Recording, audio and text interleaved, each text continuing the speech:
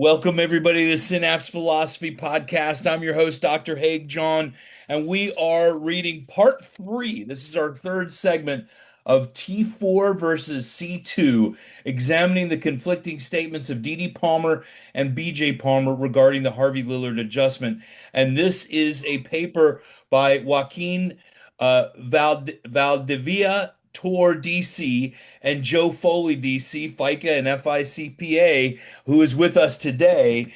And so we've gotten permission to read this. And we are on, I've lost count of my Shoot at page. nine. What is it? Page Short of nine. page nine. Beginning of page nine. And I'm going to start reading, and then we'll just go like we usually do. Okay, everybody? Alan, welcome. I'm glad to see Alan Hoagland with us today, too. Thank you. If we are to believe Smith's comments in 1899, Dede taught Oakley Smith to adjust upper dorsal to middle lumbar only. It is implied that that was all Dede knew at the time. Smith stated all Dede was doing was hitting the high spots, as discussed by Bovine in 2014.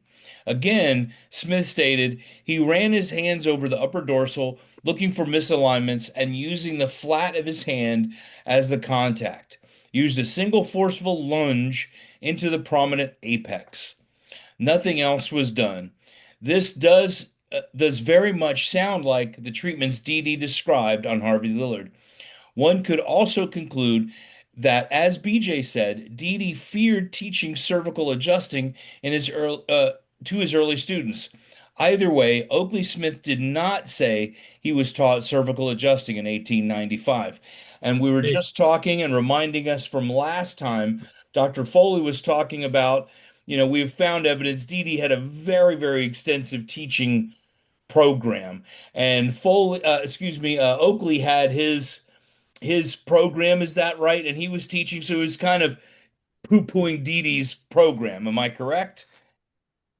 After his falling out with Palmer in 1904, he founded another manipulative profession called naturopathy, which used the hands to give a what was called a directo into the spine, looking to improve spinal function as a neurological integrity. So it's very similar to what his Palmer methods was, but his was more of a what we call a motion palpation. It was a fixation issue rather than a bone out of place. So Smith kind of moved away from, oh, the bone's out of place, let's put it into a better position. His concept was it's not the ligaments have contracted and allowing the proper movement. So his directo, his adjustive procedure was subtly different, trying to accomplish a change or correction of that issue. Now, that's why we don't adjust fixations, right? The fixation is not what the chiropractor does. That's just creating mobility in the spine. It's the subluxation that is important, of what we focus on. Thank you for explaining that and giving some enlightenment. When Smith wrote this in 1932, he was not a fan of D.D. Palmer. Doctors Smith, Langworthy, and Paxson were involved in a specific plan to discredit D.D. Palmer. They had already claimed in 1906 that he was not the originator of chiropractic and made other negative implications about his teaching. There is an established pattern of Smith being critical of D.D. Palmer since his Santa Barbara partnership with D.D. failed in 1903. His autobiography includes other criticisms of D.D. Palmer. The evidence is somewhat conflicting as to whether or not D.D. taught cervical adjusting to his early students, or if he even knew how to do it himself. In The Chiropractor, 1905, D.D. Palmer wrote the following: what is known as chiropractic has been developed in the last 9.5 years. The discoverer is continually improving and adding information. That which constituted the science 4 years ago is but half of what is known today. A diploma from this school in 1900 does not represent that same knowledge as one of 1905. I might give several illustrations to explain, but one will suffice. The writer D.D. Palmer learned to adjust dorsal vertebra first, then the lumbar, and the lower six cervical, and the last the atlas, each needing a different movement. Okay, so that's exciting. Now, this is Didi speaking, correct? Correct. Yes. So he's saying this is where what his learning curve was, which makes sense. That follows along the tracks of T4 was adjusted, we perfected thoracic adjusting, and then moved to the cervicals. So Later if you're on, looking at the Lillard adjustment, here he's saying I adjusted dorsal vertebrae first, yeah. and then I learned how to do lumbar, and then the lower cervical, and then the atlas is the order in which he says he learned to develop the procedures of how to do those things. Now, there is quite a number of references. I remember reading Didi talking about the Atlas, and a lot of things come from the Atlas. And, this also shows that it took the greatest care. He's took the longest time in developing his adjustment, in my mind, of adjusting the Atlas. Because I think it does take a bit more care in adjusting the Atlas than any technique that you do. Later on in this same article, Palmer mentioned one early graduate practicing in Minnesota using a mallet and stick to adjust the cervical spine, something not taught as a student with Didi. This is a reference to Thomas Story. Okay. In 1909, Didi Palmer wrote to a few of his early graduates, apparently inquiring about being taught cervical adjusting as a student with him, to which O.B. Jones and Thomas Story responded. Both made similar statements suggesting, in reply to your inquiry, I state I was taught atlas and cervical, dorsal, lumbar adjusting by D.D. Palmer while a student. D.D. published these responses in his Portland-based monthly, The Chiropractor Adjuster, in 1909. Didi stated that he would publish his answers to correct some literature that graduates were only taught dorsal adjusting at Palmer School until 1901. BJ did write in the 1906 Science of Chiropractic and again in the December 1907, January 1908 issue of the Chiropractor. That early students were not taught cervical adjusting by his father. It appears that Didi was directly responding to contradictory statements by BJ that early students were not taught cervical adjusting. I want to pause there a moment. That's another very early conflict about, where we're adjusting and then what is also taught. And then we have confirmation by two doctors, two chiropractors, contradicting what BJ says. Now, I bet that was that difficult to find from these gentlemen, those replies to D.D. Palmer? Or no, he republished them. Correct. So Didi obviously saw the comments from BJ saying early graduates weren't taught cervicals, and he wrote several of the early graduates and said, "Would you comment about whether you were taught cervicals?" And Jones and Story both responded and said, "I was taught cervical adjusting while I was a student of Didi Palmer, and these were early; these were disciples, so these were apprentice style adjusters students." In the 1890s. Both of them were students then. So they responded. BJ obviously was reading BJ stuff, and where he saw an error in BJ, he was hypercritical. If BJ wrote something that he didn't agree with or misunderstood, he chewed in on it He and he did. wrote as much as he could, trying to have a negative comment towards his son's recollection of these things or his interpretation of these things. Well, you could feel it in DD's tone when he's replying back to something from BJ. We've commented on it a lot, and some of them are, you get a good laugh out of all of it because you could feel that tension of BJ of DD. I mean, really setting the story straight. That's why it's the chiropractor's adjuster setting you back on true north. Well, we have conflicting statements from the lad, his son, and the dad, right? Okay. As an aside, the comment about Story adjusting with a mallet and a stick, that's like a precursor to the activator, right? Yeah. It's a not, and although Arlen Ford, who developed activator, doesn't talk about that. It's not really a precursor in direct, because he talks about how he developed it. I studied with him for a long time and did use a lot of his work. But the but it's an interesting note here to say, gee, that's not totally different from from instrument adjusting it developed later on in Sure, chiropractic. sure. The I story mean, first, mallet is a clear example of an instrument type adjusting. Yeah, And we see later the Palmers make a very, very strong emphasis by hand only. So that is something that they emphasize, and I got to feel like that's a response to this to say, no, we're not using a mallet and a chisel, essentially wooden chisel and a mallet, and thumping on the vertebrae. This is by hand only is a huge emphasis in the Palmers, both of them going forward, and I got to believe that this is a yeah, response to this type of adjusting methodology. that's interesting. Yeah, thank you. in 1909, D.D. Palmer wrote to a few. Oh, I read that already. Excuse me. It is interesting that B.J. stated in 1906 and again in 1907 that his father did not teach cervical adjusting prior to 1901. B.J. graduated from his father's school in January 1902. That B.J. was practicing in Michigan over the summer in 1901 indicates that he was a student of his father's before his actual graduation in 1902. That's pretty interesting. As a student in 1901, and maybe prior as an enthusiastic youth, BJ seemed to be in a position to know these details. It appears that BJ was consistent in his position beginning in 1906 through 1961 that DD did not teach cervical adjusting to early students. But now we do have that from the early students saying that they did.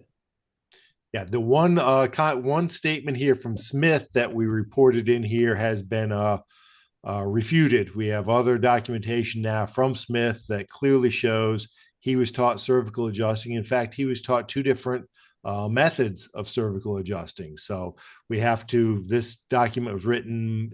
What did we say? 10 years ago, 15 years ago. So we have new information, but Jones and Story both said they were taught cervical adjusting, and we have evidence that Oakley Smith in 1899 was taught cervical adjusting. So why is BJ making these statements so strongly? I don't know. I don't know, but it's obvious Didi was teaching cervical adjusting to these early students. That's why history is constantly, it's not that just growing or changing things, but finding new information and how important it is and how blessed we are. Do we have great researchers finding these things in archives around the world? So thank you for that. We write what we know at the time, and sometimes new details come forward that we didn't know, and we have to check our comments and our conclusions and update them based on new information. And where was this published? This is from the, Yes, this is from the HC Journal, okay, Association for the History of Chiropractic. This is a thank you. journal, and again, I believe it was at least 10 years ago that it was done, and the All right, I'm research gonna, was done at least 15 years ago. There's a delay in you do research and you write it and submit it to peer review and it gets accepted and then waits in line to get published. There's a delay in that content. I bet there is. I bet. Okay, what is unclear is if Didi did not teach cervical adjusting at that time, because he did not know how, or because he feared others would hurt patients, an important distinction in motive, which has not been resolved. While Jones and Story stated that they were taught Atlas and cervical adjusting, Smith and BJ stated they themselves were not. To make matters more confusing, Didi wrote conflicting statements that in 1905 he did not teach cervical adjusting to early graduates. However, in 1909 he stated he did. That's tough. Any statement from Thomas Story is hard to give a lot of credibility to, as he had a strange story of mental illness. Okay, that's interesting. Right after learning chiropractic from Didi. Story indeed used a small chisel and mallet to adjust the cervical spine of patients. Was this because he did not know how to adjust the cervical spine, or was not happy with the cervical adjusting methods taught or not taught by D.D. Palmer? We did not know for sure. Now, I want to ask, we may have talked about it before, is there anything written about describing these methods? You said there are two methods taught, or they were Yeah. just named. There's some description in them in the Smith 1899 notes. There's some description of Okay. procedurally what was done. And in our writing on that document, we also compared. There's a booklet published by BJ called "The Exposition of Old Moves," and it was originally done in 1911 as part of a correspondence book, and then later appeared as a single publication in 1916. And it was written with BJ's intent to say, um, don't fall for somebody saying, here's a new technique. Here's all of them. Here's all the techniques we've ever seen. There's hundreds of them. Don't fall for some seminar peddler coming and say, hey, for 25 bucks, I'll teach you a new technique. That all of them have already been done before. Here's examples of them. There's photographs and descriptions of them, that there was many different adjusting techniques that were explored by the Palmers, and they simply were documenting, not as a booklet to say you should use these, but most of them were things that we did in the past and we've abandoned because they're not as effective and they didn't get the job done that needed to get done. Hmm. I would love to see that book. I don't think I've seen that one reprinted anywhere. I'd It's love an to. interesting because people look at it and go, "Oh, here's DD, here's BJ teaching all these different methods," and it's like, no. When you read the introduction, he's saying, "Here's stuff that we did years and years ago, and we've abandoned as we've refined and improved our methods." But I'm publishing this just so that you don't get caught by somebody trying to teach you a move that we've already known, utilized, and abandoned. Oh, cool. I'm so curious about that book. I don't think I've heard of that. Why not? Anyway, while Jones and Story, okay. We are on a slippery slope with questions of whether Dede taught cervical adjusting to his early students, unless it is true that Dede knew how to adjust the cervical spine, as BJ claimed, and initially did not want to teach it. If Dede Palmer did not know how to adjust the cervical spine in the early days, then he could not have adjusted the C2 of Harvey Lillard. If Dede did know how to adjust the cervical spine and was teaching his earlier students how to do so, then BJ's statements that his father feared others would be injured is not supported by the facts. So if Dede did not fear cervical spine adjusting injuries, there is no reason for a misleading T4 statement as BJ suggested. Okay, so And that's where this we is are. where the Smith manuscript of 1899 clearly he instructed Oakley Smith in not one but two cervical spine adjusting. One was qualified with, you got to be careful because this could cause an injury. But there was two different methods that were taught in 1899 to Oakley Smith. So I don't see any evidence that Dede truly was not teaching it, because he clearly taught Smith two methods of adjusting the spine, one with some reservations to say, be careful of how you do it. I mean, so those are the techniques that he abandoned. I'm back on the exposition book. And there are descriptions of the cervical adjusting, but also Atlas. Were there? The first time I see Dede adjusting Atlas is he wrote Smith a letter in 1901. They were still having positive relations at this point, and Dede specifically says, "Here's how to adjust Atlas." That's the first time we see him specifically saying adjusting Atlas is in 1901. Other cervicals certainly was taking place in 1899 or before. Okay. Subluxation induced deafness from T4 or C2. We could spend a considerable amount of time discussing and debating the clinical possibilities of deafness from T4 versus C2 subluxation and arguing about which is more likely. The hope all will accept that subluxation induced deafness is a very rare occurrence, but has happened. At some point, Didi stated that he decided he had to teach chiropractic after a near-death experience. After a near-death experience, Didi wrote, "If I had been snatched from earth life, it might have been a long time before the same combination of circumstances, combined with the same makeup of an individual, would evolve a science such as I saw in chiropractic. Therefore, I taught it as I learned." Okay. Now, I was thinking of this. Someone was talking to me about this again. There's no way he was this upper cervical guy. There's no way that it could be T4. And, if we think of like even just the tensegrity model, if you affect one area of the system, you're really affecting the whole system. So it might not necessarily be a direct neurological connection, but if you're relieving tension in a system, the system actually functions much better overall. And Didi talked a lot about nerve tension, which to me makes the most amount of sense of a subluxation compared to a pinched nerve, right?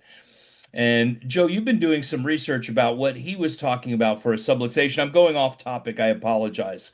We can get back to that later about how the vertebra was actually moving. Clinically, we would stipulate that if a case of subluxation-induced deafness presented, it is likely to be an upper cervical subluxation. There are cases studied of upper thoracic spine adjustments causing deafness. Curing, Dr.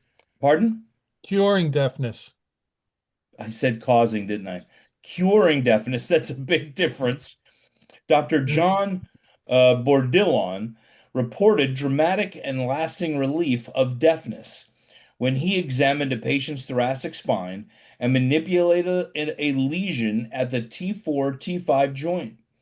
Bourdillon referred to Palmer's claim to have restored Lillard's hearing by manipulation of the upper thoracic spine, and admits that the view of his experience is not may not make may not be quite as fantastic as it sounds.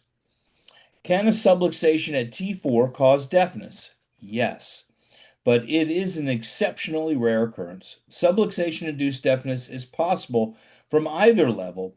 If we say that 99% of the time the cause is upper cervical and 1% of the time dorsal, that does not help us draw a conclusion about what was adjusted on Harvey Lillard. Dede himself stated in his 1910 book to look at the cervicals for deafness, but on Lillard it was T4. Dede was secretive about telling all the details of his new discovery. If we say hypothetically that Dede did not adjust T4 on Lillard, it was an upper cervical vertebra. We would say he. Well, let me re-say that again. I think I got mixed up in here. If we say hypothetically that Dede did not adjust T4 on Lillard, and it was an upper cervical vertebra, why would he say it was T4, as he did repeatedly? BJ's theory was he did this so students and chiropractors avoided accidents that would destroy chiropractic. However, by 1910, Dede first stated specific level adjusted T4 on Lillard. Cervical adjusting was commonplace in chiropractic. Dede wrote about cervical adjusting many times in his book. In 1910, there was no reason for Dede to hide a cervical adjustment of Lillard, so BJ's reasoning why his father wanted to hide the cervical adjustment of Lillard does not make much sense. Dede was not ignorant of anatomy. Even in the beginning, he knew that anatomically it would be a stretch to say deafness was cured by adjusting T4. Palmer was labeled ignorant in some parts because of his T4 curing deafness claim, and the profession has been ridiculed from the beginning for this claim. This is part of what is fueling this discussion in the first place. When BJ came along decades later and says it was C2 Many in the chiropractic profession instantly accepted it. Some simply because BJ said it, and some because C2 is more plausible of a level for subluxation induced deafness. The T4 claim by D.D. Palmer is just not a credible claim for some in our profession. Those outside our profession are even more skeptical of this claim and reflects on the whole discovery and on the credibility of the profession. Dee and BJ had a dysfunctional relationship. Dee repeatedly accused his son of stealing both his position as the fountainhead of chiropractic and stealing a Davenport school. These accusations seemed irrational and unwarranted. For this strained relationship is a factor in this topic of the adjustment of Harvey Lillard. It is unknown. It appears that both Dee and BJ Palmer made written statements over the years that may not be the full and complete truth. BJ's claim of being present at the first adjustment seems a little too convenient of a claim at a time when he was promoting upper cervical adjusting only. That's the key factor right there. Okay, we're at the conclusion. Any insights so far? Anybody want to interject anything? The DD says emphatically through the book, I adjusted T4. And that he says it over again and over, and he says it emphatically. He says it in 1914, and BJ says this all these years later. And it just the claims when BJ, we have to take something at face value when DD says it. And I've said that over and over again about this in many times over the years, that we have to take DD at his face value of what he said he did.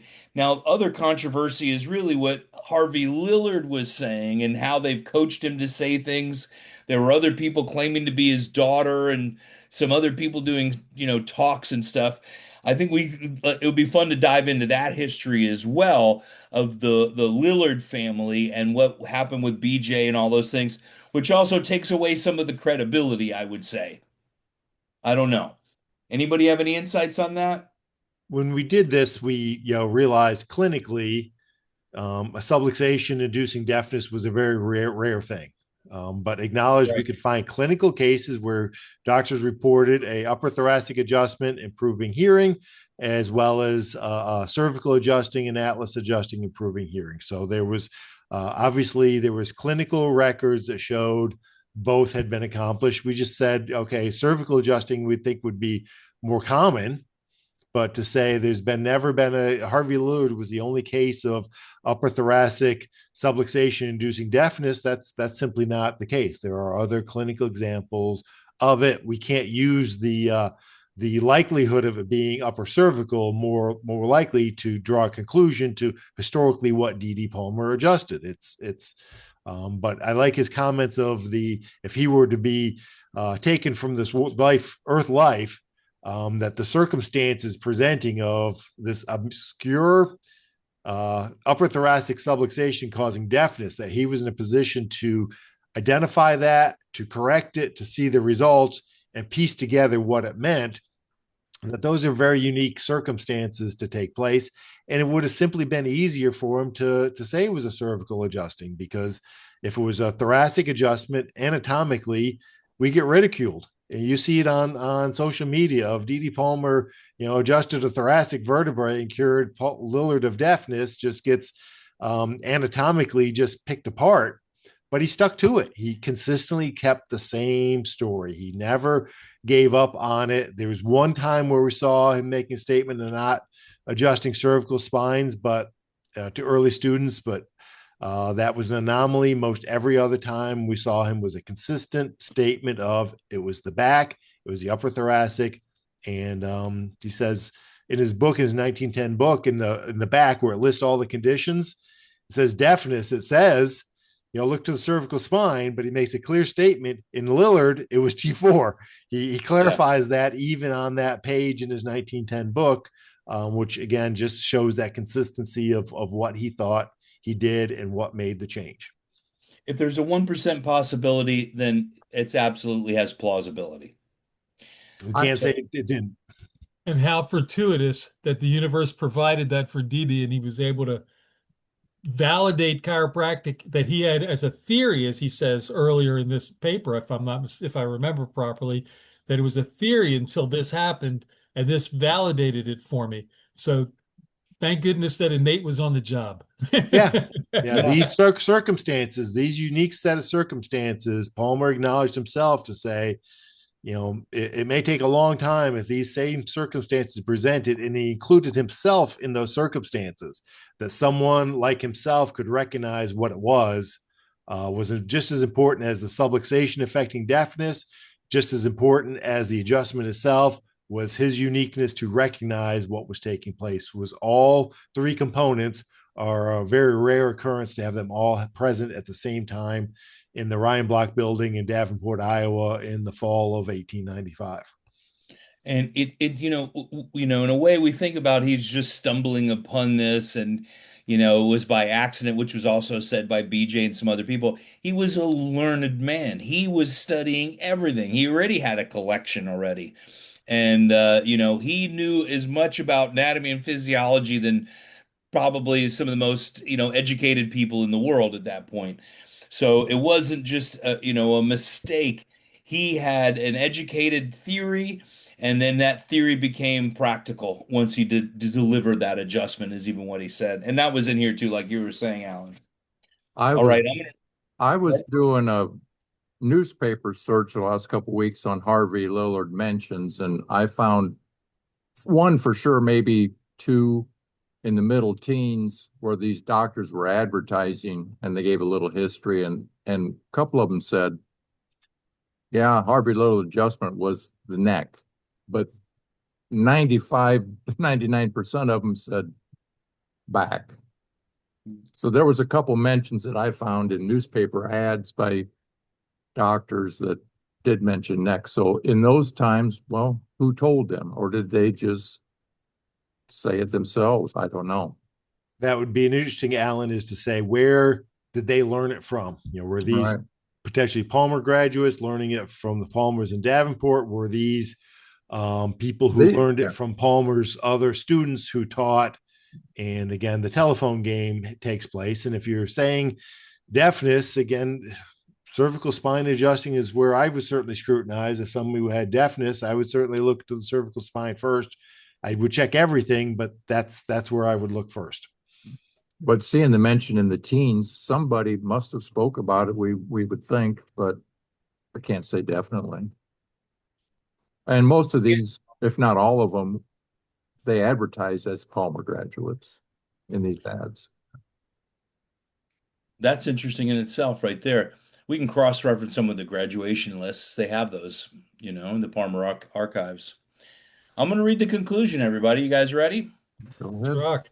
Conclusion. A definitive conclusion as to what spinal segment level was adjusted by D.D. Palmer on Harvey Lillard is not possible. We are certain that D.D. and Harvey were present that day, and it is possible that a young possible, not fact, that BJ was also. There is no documented statement that Harvey Lillard, so there is no documented statement from Harvey Lillard. So we are left with the two Palmers claimed, what the two Palmers claimed. We've reviewed the relevant material of the conflicting statements of D.D. Palmer and B.J. Palmer and leave any conclusions to the reader. The reader may ask how important was what spinal segment D.D. adjusted on Harvey Lillard is on the future direction of the profession. Could it have had an impact on how chiropractors approach the spine? Did a T4 adjustment lead to a full spine symptom-based approach? Would C2 adjustment of Lillard have taken D.D. Palmer to the upper cervical specific subluxation and brainstem interference decades before B.J. Palmer developed these ideas. These speculative questions are left for the reader to consider. The level adjusted may be less important to some than the realization that something very special took place that day on the fourth floor of the Ryan block. D.D. Palmer observed a specific spinal segmental malfunction and employed a specific short lever single segment dynamic thrust correction. With that event, Palmer began to understand and develop this unique ideas of health.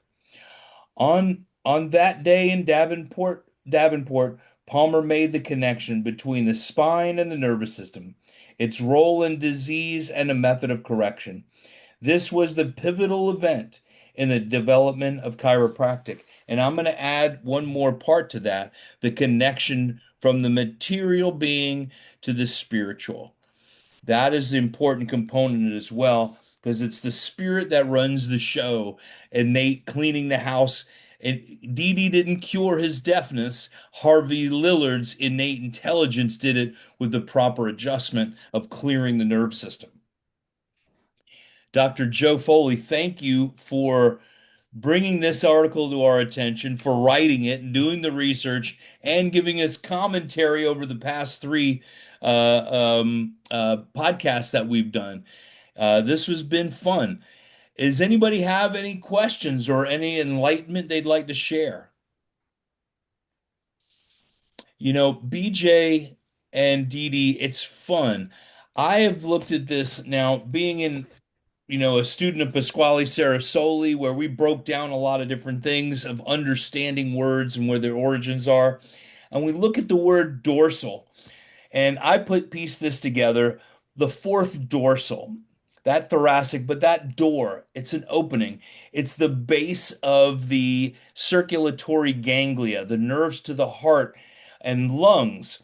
But that door opening at that point, grounding us in heart-centered care and caring for our patients, open the pathway for chiropractic. So I see it as everything as, from the visual to the mechanical to the spiritual and to the physiological of how this, brings chiropractic to chiropractors and all of our patients through the decades.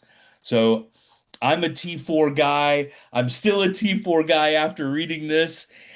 We all are allowed to have our opinions, which is wonderful because there is some conflict, and that's what makes it fun. It's right or wrong, whatever it might be, but you have your own journey to come up with our own answers. Jessica, as a student, what are your thoughts about some of this stuff we've been talking about? Don't be intimidated by a bunch of old guys here yammering on. What do you got to say?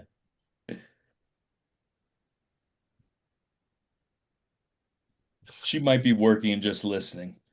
So that this is the type of stuff that I'm speaking at Mile High this weekend, and I'm bringing up the spirituality of chiropractic and partly of what's lost. I may have a paper for this event in March coming up next year. I might develop it into a paper, but of Dee Dee Palmer and how important that information is. We really need that.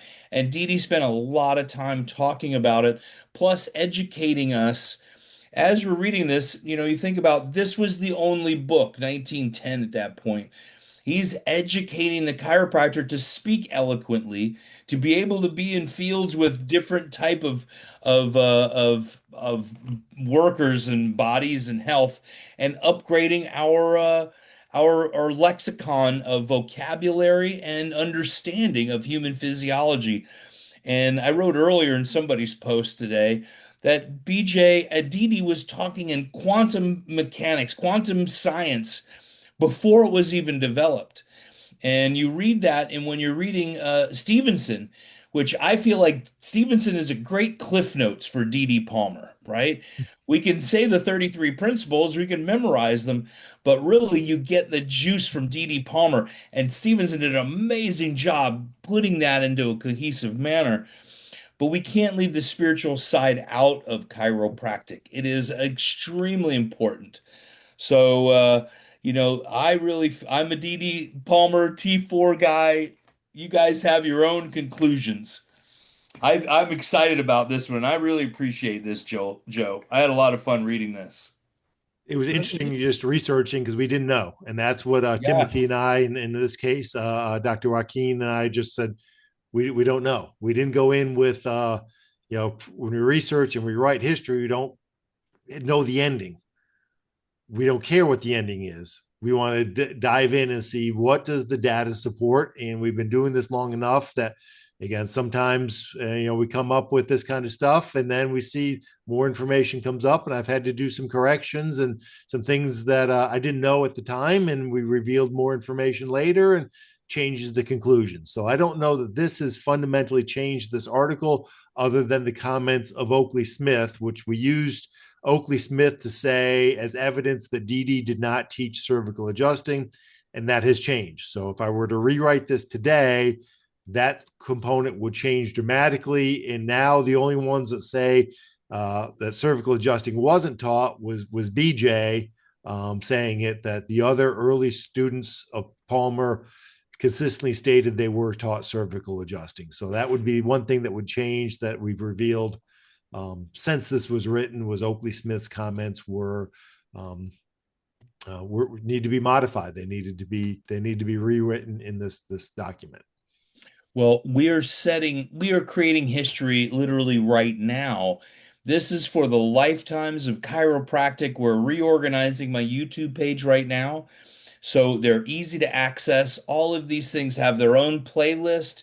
We're uploading them to Spotify and Apple, and each season is actually going to be a different book. That's the best way we can figure out how to really put that without having 50,000 different or 39 different podcasts. So what we're doing is organizing them well. This is for the ages. This is for the decades, the students that come after us for lifetimes, and we're setting the story straight right now. And this will be saved in our archives.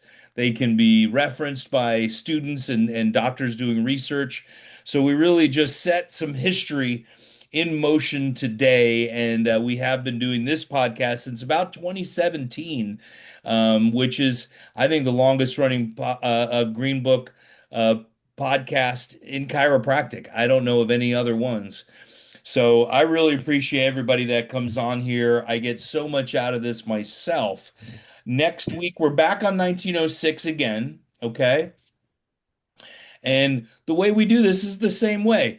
We read for a while and then we take a little break, because these are big books and there's a lot in it. And taking these little breaks gets us motivated to get back into those again. And it's so exciting to see the difference of language from 1910 and 1914 to the new, now that we're doing 1906. We could see they developed so much more over that time. We're going back in time. Joe and I talked about that before. He likes going back. Let's go back as far. And that's what we're doing. We're taking this timeline backwards, which is a lot of fun. I absolutely love it. I want to do 1914 again, as a matter of fact. So I just love reading that book.